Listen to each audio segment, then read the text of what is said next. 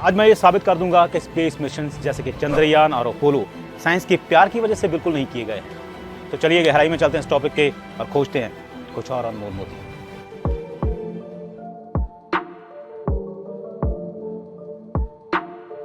25 मई 1961 को John F Kennedy ने यह कहा था, We choose to go to the moon in this decade and do the other thing.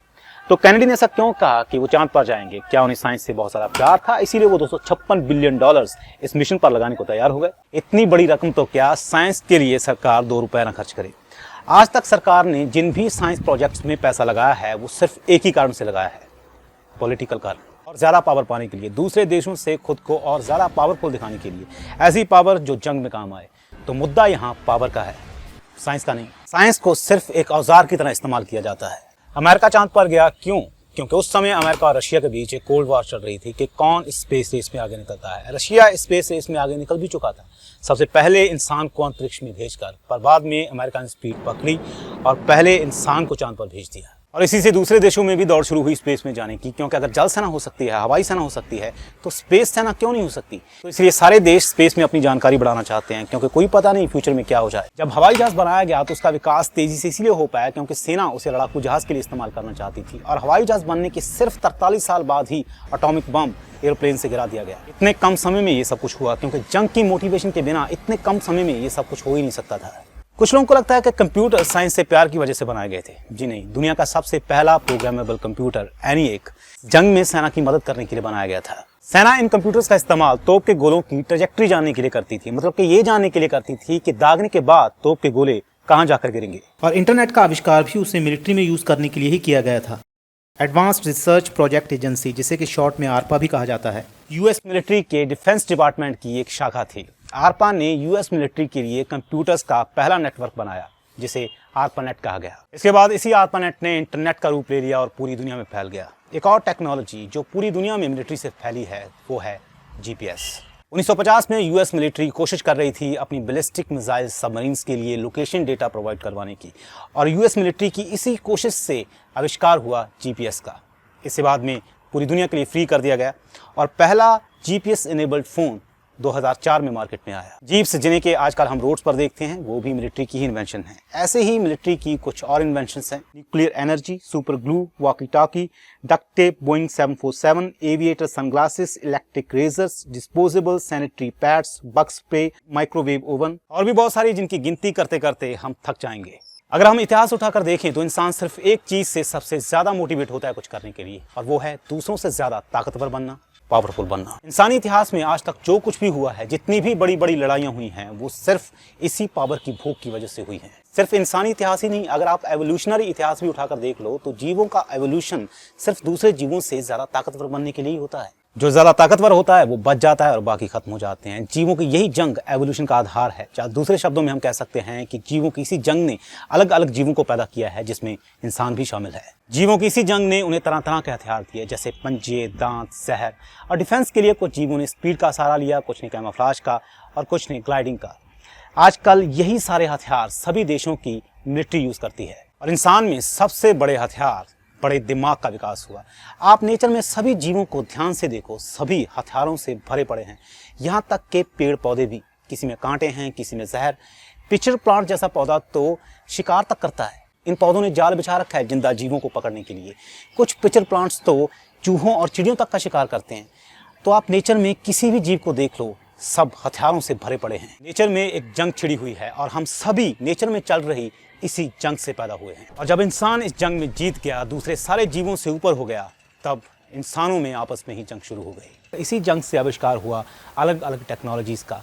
युद्ध जो है वो पॉलिटिक्स के द्वारा यूज़ किए जाने वाला औजार है, और साइंस वो औजार है जिसे युद्ध में इस्तेमाल किया जाता है। तो ऐसा कुछ भी जिसे हम साइंटिफिक कहते हैं, उसकी शुरुआत ना ही तो साइंटिस्ट करते हैं और ना ही साइंस लवर। उसकी शुरुआत करते हैं पॉलिटिकल लीडर्स, जिनका साइंस में कोई इंटरेस्ट नहीं है, उनका इंटरेस्ट है सिर्फ पावर में। अभी मैं जब पिछले कुछ दिनों से ऐसे लोगों के मुंह से चंद्रयान चंद्रयान सुन रहा था जिन्हें लगता है कि धरती चपटी है, तो मुझे हैरानी हुई कि ऐसे लोग जिनको इलोन मस्क के बारे में नहीं पता, उसके ग्रेट एम्बिशन के बारे में नहीं पता, नासा के बारे में नहीं पता, ऐसे लोग भी चंद्रयान चंद्रयान करते क्यों घूम रहे हैं। तब मुझे पता चला कि वो लोग हैं जिनका साइंस में इंटरेस्ट बिल्कुल भी नहीं है, बल्कि सिर्फ पॉलिटिक्स में है। क्योंकि चंद्रयान की बात करने के बाद ये इंडिया को और भारत माता की जय को जरूर बीच में लाते थे। ऐसे लोग भी व्हाट्सएप पर चंद्रयान की स्टेटस डाल रहे हैं जिन्हें ये तक नहीं पता कि आइंस्टाइन कौन है। मैं सोच में पड़ गया कि साइंस में जीरो इंटरेस्ट रखने वाले लोग भी चंद्रयान क्यों कर रहे हैं। कभी भी देख लेना, पॉलिटिक्स में इंटरेस्ट रखने वाले लोग आपको हर जगह मिल जाएंगे। ये वो लोग हैं जो अपने घर के मसलों को तो सुलझा नहीं सकते हैं, पर देश के मसलों के बारे में इस तरह से बात करेंगे कि जैसे देश की सारी समस्याओं का हल इन्हीं के पास है। इकोनॉमी की बेसिक नॉलेज भी इनके पास नहीं होती है, पर इन्हें ये पता होता है कि देश क्यों गरीब हो रहा है और उसके लिए क्या करना चाहिए। इन्हें ये नहीं पता होता है कि ये क्यों गरीब हो रहे हैं और उसके लिए क्या करना चाहिए। ऐसे लोग अक्सर आपको मोदी और राहुल के लिए लड़ते हुए मिल जाएंगे। ऐसे लोगों की संख्या इतनी ज़्यादा है कि पूछे ही मत। हो सकता है इस साइंस वीडियो पर भी ऐसे कई लोग देशभक्ति और मोदी का कमेंट करने आ जाएं। और मैं आपको ये भी बता दूं कि ये वही लोग हैं जो दूसरी कंट्री जाने के लिए सबसे पहले भागते हैं। और जब ऐसे लोग चंद्रयान में इंटरेस्ट दिखाते हैं सिर्फ इसलिए कि इससे इंडिया की इज्जत बढ़ेगी, नाम ऊंचा होगा, पावर बढ़ेगी, तब चंद्रयान को तो वायरल होना ही था। पर अफसोस इस बात का है कि चंद्रयान वायरल हुआ भी तो गलत रीज़न के लिए, उसी रीज़न के लिए जो हमेशा से रहा, पॉलिटिकल रीज़न। मुझे ये देखकर बिल्कुल भी खुशी नहीं हुई। हालांकि मुझे बहुत खुशी होती है जब कोई साइंस में इंटरेस्ट दिखाता है, पर मुझे पता था कि ये इंटरेस्ट साइंस में बिल्कुल भी नहीं है, ये इंटरेस्ट पॉलिटिक्स में है। मुझे बहुत खुशी होती है अगर लोग इज्जत और पावर की बात किए बिना इस मिशन को सिर्फ साइंस के नज़रिए से देखते, इस नज़रिए से देखते कि कैसे ये मिशन हमारी यूनिवर्स की अंडरस्टैंडिंग को बढ़ा सकता है। एक चाइल्ड लाइक क्यूरियोसिटी होती है कि चंद्रयान ने क्या नया खोजा है, क्या नया किया है। कोई क्यूरियोसिटी तो है नहीं कि चंद्रयान ने स्पेस एक्सप्लोरेशन के लिए क्या नया किया है। बस देश की इज्जत बढ़ी है और पावर बढ़ी है, इसी से मतलब है। साइंस का आधार है क्यूरियोसिटी। क्यूरियोसिटी की वजह से ही लोग साइंस में इंटरेस्ट लेते हैं, पावर की वजह से नहीं। किसी ने मुझसे कहा कि लोगों का चंद्रयान में इंटरेस्ट दिखाता है कि लोगों का साइंस में इंटरेस्ट बढ़ रहा है, पर सच तो ये है कि लोगों ने पॉलिटिक्स के इंटरेस्ट की वजह से चंद्रयान में इंटरेस्ट लिया, साइंस के इंटरेस्ट की वजह से नहीं। पर क्या कर सकते हैं, यही सच्चाई है। आज तक साइंस पॉलिटिक्स की वजह से ही आगे बढ़ी है। साइंस को आगे बढ़ाने के लिए पैसा चाहिए और साइंटिस्ट को क्यूरियोसिटी के नाम पर कोई कुछ नहीं देगा, पर पावर के नाम पर देगा। तो यही सही, पॉलिटिक्स साइंस को आगे बढ़ाती रहे। जिसे इसे पॉलिटिकल नज़र से देखना है देखे, हम तो इसे क्यूरियोसिटी की नज़र से ही देखेंगे कि क्या नया खोजा गया है, यूनिवर्स के बारे में क्या नया पता चला है। सच्चे साइंस लवर्स धर्म, देश, यहाँ तक कि इस धरती की हदों से भी आगे निकल जाते हैं। वो अपने आप को यूनिवर्स का एक छोटा सा हिस्सा मानते हैं, यूनिवर्स की धूल मानते हैं। उनके लिए साइंस को फॉलो करने का मकसद धरती पर खींची चंद लकीरें नहीं हो सकती जो इंसानों को आपस में बांटती हैं। उनका मकसद इससे कहीं ज़्यादा विशाल होता है। वो यूनिवर्स के बारे में जानना चाहते हैं, अपने आप के बारे में जानना चाहते हैं, जिस जगह पर वो पैदा हुए हैं उसके बारे में जानना चाहते हैं, कोई जगह कौन सी है, कैसे बनी, कैसे ख़त्म होगी।